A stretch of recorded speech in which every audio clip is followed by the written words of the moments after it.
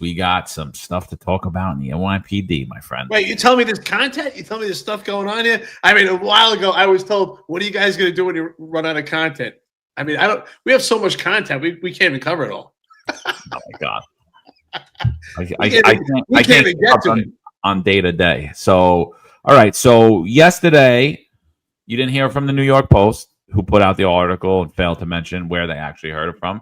You heard from the Finest Unfiltered, where you hear basically everything that comes out from the NYPD, hours, days, and sometimes even weeks before the mainstream media picks it up and actually reports it, and then refuses to report on where they actually found out about it and got the ability to research off it, which is fine. It is what it is. Listen, times are changing, and it is what it is. So we put out this document. It's a retirement sheet. It's called the Daily Sheet. See where people are retiring. So Deputy Chief Paul J. Saraceno, tax number 905-379, the Criminal Justice Bureau. He was recently modified and sent there. He was the commanding officer of the Chief of Department's office when Jeffrey Madry was the Chief of Department and the overtime scandal broke out.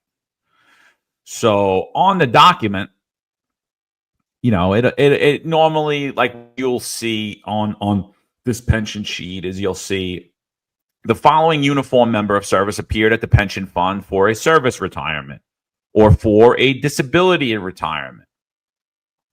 But under Chief Saraceno, this document comes out yesterday, April 17, 2025. The effective date on Paul Saraceno's order was April 8th, 2025. So almost a week prior. And it said, the following uniform member appeared at the pension fund on April 17, 2025 for service retirement under Chapter 514, Laws of 2011. What does that mean?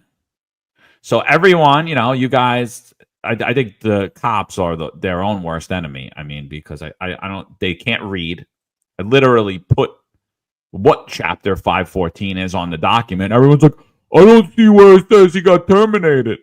I don't see it. What are you talking about? He didn't get terminated. I had union board members reaching out and saying, not without a department trial.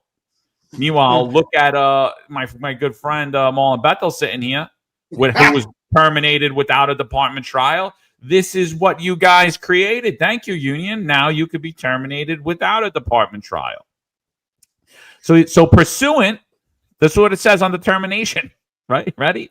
Pursuant to Chapter 514 of the Laws of 2011, which is what Deputy Chief Paul Saraceno retired under, if a member is dismissed from the NYPD for any reason other than a felony conviction, and the member has at least 20 years of allowable police service, the member will be deemed to have been retired as of the date of his dismissal and will suffer no loss of rights or benefits from the police pension fund. If a member is convicted of a felony, the member may forfeit any right to a retirement benefit. This law applies only to members who are terminated after September 23, 2011. So basically what that's saying is that Paul Saraceno on April 8th was terminated from the New York City Police Department. Marlon, you want to take a stab at this before? Yeah. First, John, I'd like to say I'm not terminated, but I'm still waiting for my trial notice. I'm sure it's probably just been lost in the mail for these last 3 years. That's true. You were never officially terminated. No. Wait, Marlon, did it show up at your door yet? Or just as like some of my CCRB charges did? In fact, I'm still waiting for my notice saying that I've been suspended, because I never got you received a department charge, or how about charges to work? How about charges and specifications? Did you receive any of that yet? Yeah, it's probably in the same envelope, John. Yeah. Marlon, you should show up to work and be like, I'm here. Sorry, I should have. Apologize. Yeah, but I think this is just also convenient, It's just so convenient that it works into the myth that they're building of Jessica Tisch as being like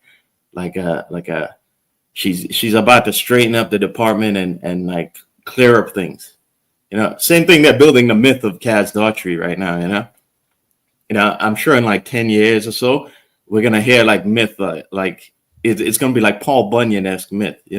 Kaz was like 10 feet tall, and he just looked at perps on the street, and they gave him their guns.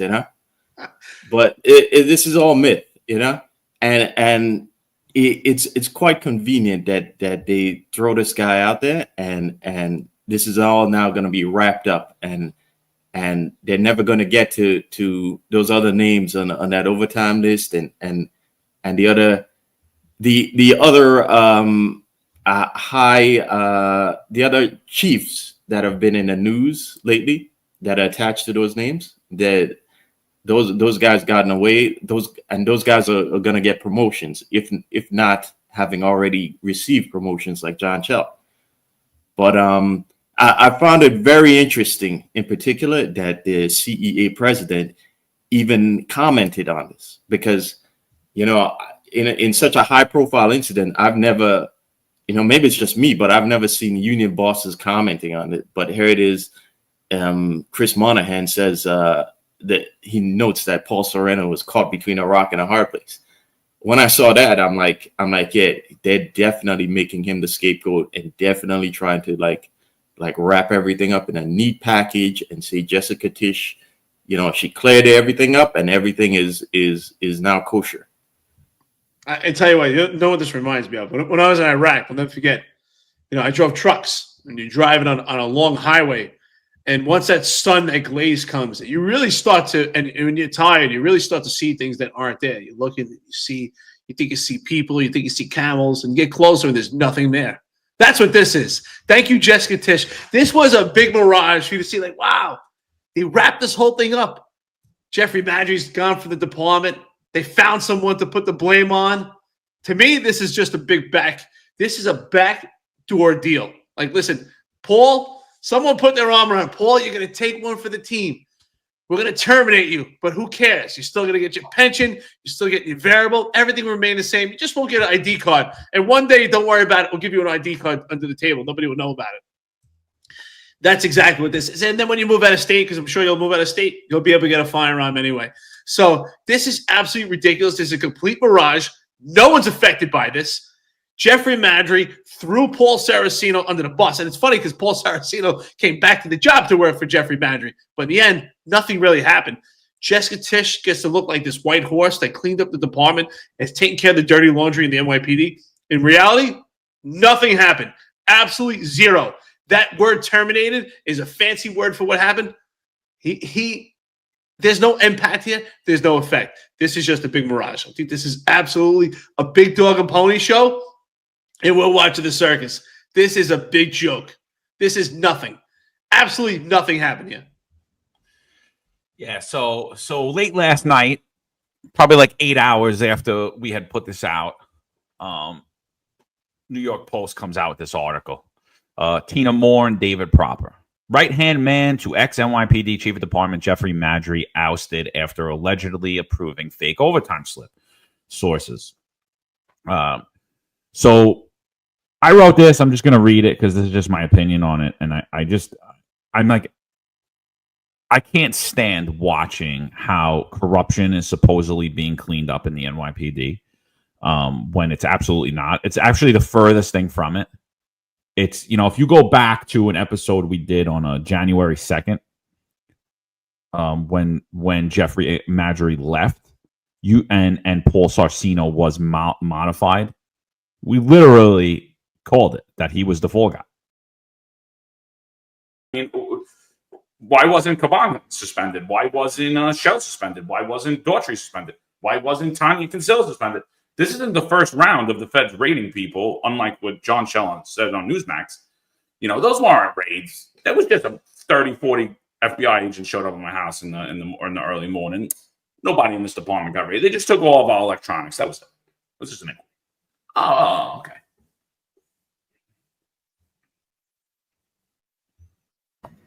Clearly, there are no standards on this job. We talk about it all the time on this podcast.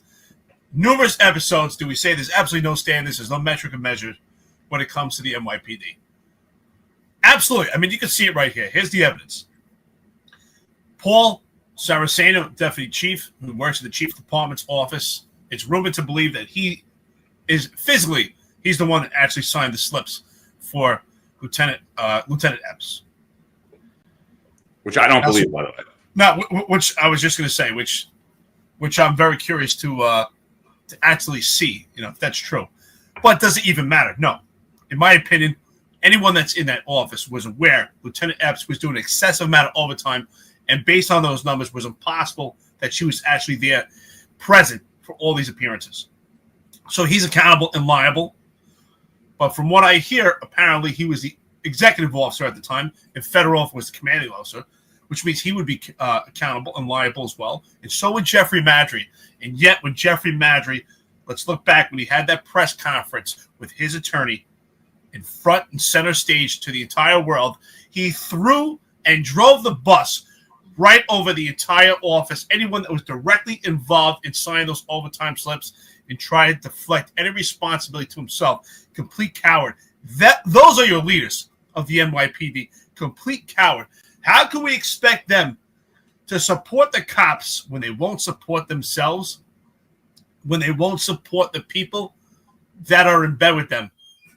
Because they're cowards and they'll throw anyone under the bus to save their own asses. Jeffrey Maddrey actually suspended because of this investigation and the scandal that has rocked the public with Lieutenant Epps, with former Lieutenant Epps. Was he actually suspended? Was this FBI probe connected? Is there a nexus between this FBI probe and Lieutenant Epps? Or is this have something to do with Caban or something else? I mean, listen, there's so many aspects and so many different appearances of potential corruption that we can't even direct it and say it's one particular thing. There's so many levels going on. This is just one spoke on the wheel. So clearly, Tish is not that white horse. If anything, this is the worst decision she made in her life, to take the appointment as police commissioner if she's going to be a patsy for Eric Adams, because this is going to tarnish her good name. What happened to the disciplinary matrix? What happened to standards in practice and investigation? What happened to standards when you understand people? I mean, just look at this. Look at this. You got one guy enthralled in the same, they're all involved in the same investigation, the whole upper echelon. They're all involved in it. Some of them have a little bit more allegations. Some of them have a little less. But the guy that's directly in the middle of all of it, John Schell, gets promoted. The guy who now was supposedly allowing a corruption, extortion, racketeering ring to go on, and Jeffrey Maddrey and John Schell and Kaz Daughtry and Tommy Kinsella all turned a blind eye to it. He just gets to retire and walk off into the sunset. He's just going to step down. Eddie just wanted to pursue other businesses. He just gets to step down. Tanya Kinsella stays in place. Kaz Daughtry stays in place. Jeffrey Maddrey wasn't suspended up until now. Now the FBI raided his home. But why is he suspended? Because the FBI raided Ed Caban's home. He wasn't suspended. The FBI raided a lot of other people's homes in the NYPD, and they weren't suspended. The FBI took a lot of other people's phones, and they weren't suspended. And then you go over to a guy like Paul Saraceno, and he's modified. And it's like, wait. So he has the same allegations as Jeffrey Maddrey, except he wasn't doing the dirty in the office. He was just a patsy, the fall guy. He was just a fall guy, Paul, because guess what happens when you lay down with dogs? You get fleas.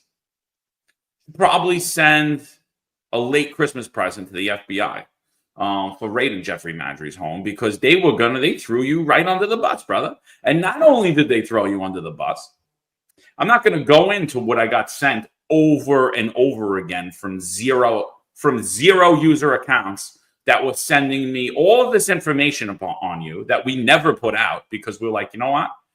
Can't verify any of this. None of this stuff even matters. And why are we getting all this information about Paul Saraceno the day that LaQuisha Epps is the whole scandal breaks out that she's the top overtime earner? It looked like a complete setup to me from your buddies who you were working with. It looked like a complete setup that they were trying to muddy the waters up on you and deflect from themselves, and trying to throw everyone, including the entire media, off the trail of who actually is. But we're not dumb enough to do that, because we know that leadership is ultimately important. So while we don't say you're not innocent in all of this. You were complicit in all of this. The main player, obviously, was everyone that held the title of police commissioner, everyone that held chief of department and chief of patrol, deputy commissioner of operations, first step, and you were just a lackey. You were a patsy. So Paul Saraceno gets modified, but then when you get to the lieutenant, she gets suspended. So it's like, wait a minute, where's the standard? What standard is there in the NYPD? There's none. There's absolutely none. We're just winging it as we go. This whole thing exposed Tish for how inept and incompetent she is herself. Tish, I was a big supporter. I was probably the biggest supporter in the entire law enforcement community. From the onset, I said, I love the appointment. I gave my honest opinion about why I loved it. You're proving yourself to be a patsy to Eric Adams. And this man is highly incompetent, highly incompetent. And you're listening to what he has to say. And I get that Bill Bratton's in the background, but you have to understand about one thing about Bill Bratton. It's the same thing about Dermot Shea.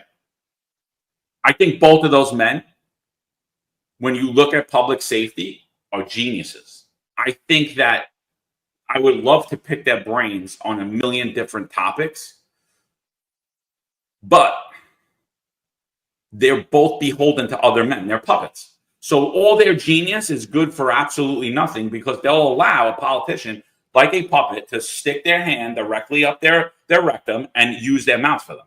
So you have to understand, you can't take what they're telling you in account. But when it comes to politically, these are spineless, cowardly people that are beholden to politicians because of money.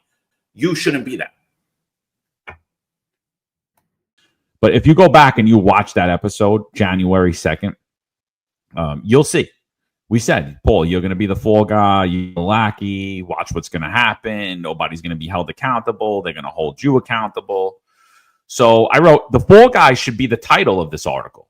According to the New York Post, who, as usual, first learned of this story, like many of their stories, by the Finest Unfiltered, Deputy Chief Paul Saraceno was pushed out this month after he allegedly signed off on scores of old overtime slips for then Lieutenant Quatisha Epps, who was allegedly involved in sex for bonus bucks, quid pro quo with Marjorie, a law enforcement says. If you watch the Finest Unfiltered, you would refer to that as the on-duty booty program or the cash for ass program. That article goes on to state the NYPD confirmed Thursday he was terminated. He was terminated this month as NYPD Commissioner Jessica Tisch works to root out corruption within the scandal-scarred agency. Now, let's go back. Jessica Tisch could have rooted this all out on day one and instead chose not to. And instead used to play a shell game to pretend like she's rooting out corruption when she is surrounded by corrupt Adams crony appointees. So I went on to write, the Post, like many other publications, continue to make this claim of Jessica Tisch rooting out corruption. Even though Jeffrey Marjorie nor Epps were terminated, it's also important to note that there was blatant corruption and overtime abuse that occurred within the then Chief of Patrol, John Schell's office, who under Tisch has since been promoted to replace his mentor, his words, not mine, Jeffrey Marjorie.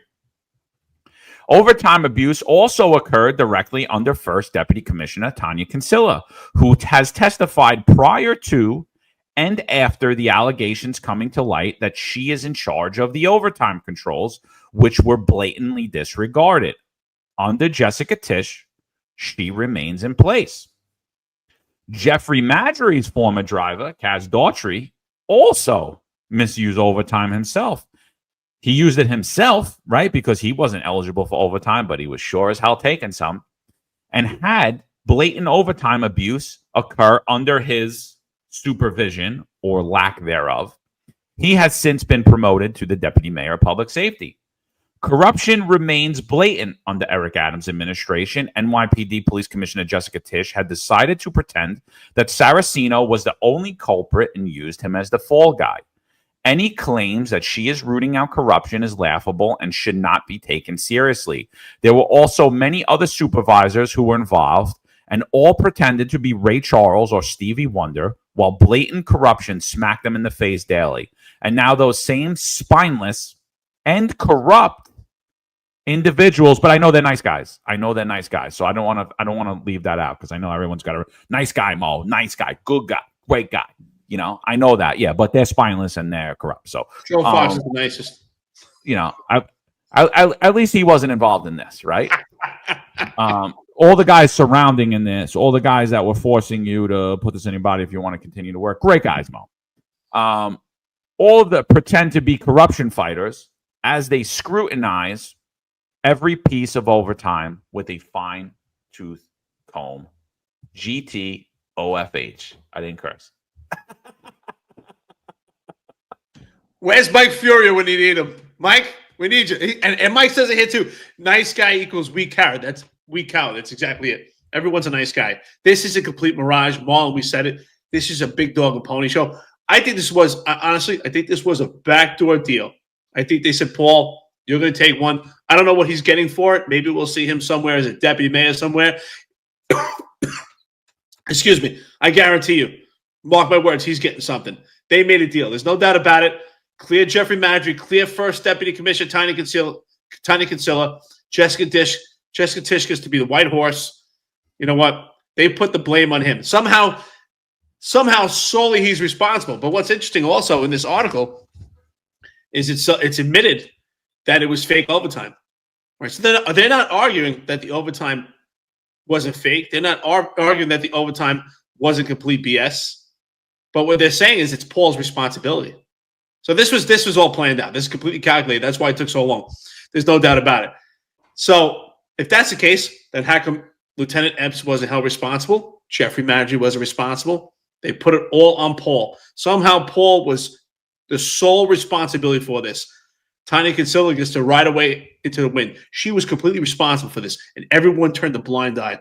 They're all responsible. They're all complicit in this, and every one of them should have been held liable. But this is typical of the NYPD. That's why I think it's such a great episode with John Scola on Sal's show. When John Scola laid out what goes on with the NYPD, they just pay because they're not trying to fix the problem. The leadership continues to just enjoy the fruits of the benefits, and they'll just pay when they get caught. That's all this is. It's just another bump in the road. Yeah, they don't want to fix the underlying problems, and we've seen that. We've seen that time and time again. You know, we talked about it in their response to what Trammell posted. It's never to solve the underlying problems in the first place. But we've also talked about how Eric Adams loves to reward his loyalists, and he gives them multiple chances. And he, you know, you're allowed to do bad things if it's in loyalty to the cause, you know. And I have no doubt that Paul is going to be rewarded with some high-profile security management gig on Wall Street because of Eric Adams' connections. And we've already seen the other people involved here, the other Eric Adams loyalists have been rewarded so far. You know, we have Kaz is now, you know, Kaz has run out of ranks to get promoted to every 6 months now, you know. Maybe he's going to be the deputy mayor of public safety next, you know, or maybe Adams will get rid of a couple other deputies and just roll them into Kaz as well. But, you know, and we've obviously seen John Schell now as chief of department. But, you know, something to think about here is do we need any more evidence, clear evidence that Jessica Tisch is nothing more than a more prominent, maybe a more intelligent and more aware figurehead, like the last two guys, you know, because ultimately she can't do anything to those Eric Adams loyalists. And, you know, we see in the creation of, like we talked about last week, even in the creation of this new division that is being touted as her plan is really a rebranding of what existed before under John Schell, and it's now being moved back under John Schell as chief of department. So again, is Jessica Tisch nothing more than than a more well-educated, more aware, more prominent figurehead? And I think, everyone's like, well, and I Rob Lukash is weighing in on, Saraceno signed the overtime slips. He did. Under whose direction? Jeffrey Madry. All the overtime controls that were in place, it was impossible that people did not allow this to happen. It's impossible that the chief of department, the first deputy commissioner, the deputy commissioner of operations, and the chief of patrol, and really probably every other bureau head, because they had the list, the official overtime list, to scrutinize, to make sure their members weren't on.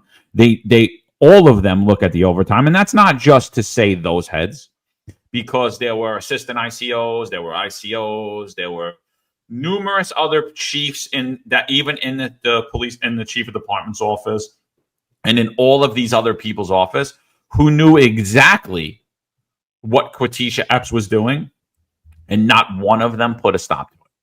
So they turned a blind eye to blatant corruption. Some people are upset with my use of the terminology, saying that they played Stevie Wonder or Ray Charles, and my only use of that is that they pretended that they couldn't see. They pretended that they couldn't see the corruption that was smacking them in the face. Ultimately, they pretended to be blind, not able to see the corruption right in their face. That's all I meant by that. You've just watched a clip from our live episode. Click the description to watch the full episode. Like, share, and subscribe for more videos just like this.